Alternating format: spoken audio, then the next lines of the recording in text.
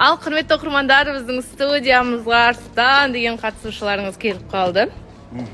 Не дейсіз? Сол, әдеттегідей. Көңіл күйіңіз бәрі орында, ешкім көңіл күйіңізді бұзған жоқ. Қатысушылардың сұрақтары Үйреніп қалған мен. үйреніп қалғансыз. Өзімнің сұрақтарым ғой. Өзіме керек сұрақтарды қойды. Рахмет. Құрметті оқырмандар, бүгінгі эфирді көру үшін мына сілтеме арқылы өтіңіздер және біз сіздерді асыға күтеміз. Жауап бердім. Енді осы жолы бір жақсы қыз күтесіз. Осы жолы бір. Маған бәрібір ажырасқан, адаспаған. Қызық емес, короче, бәрі келе берсін. Ішінен бір нормальный рет боламыз ғой.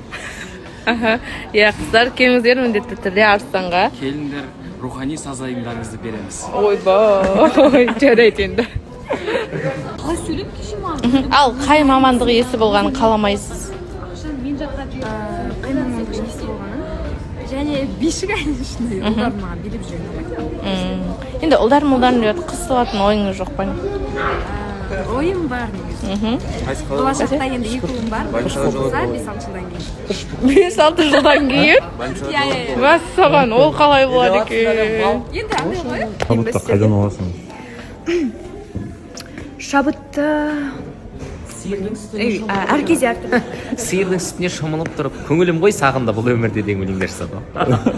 Жоқ, ондай емес. Мен андай кейде бір мұңайып отқанда, кейде тым көңілді кезде. Қызғанып жатсың ба? Жоқ, түсініксіз жағдай болып жатыр. Неге?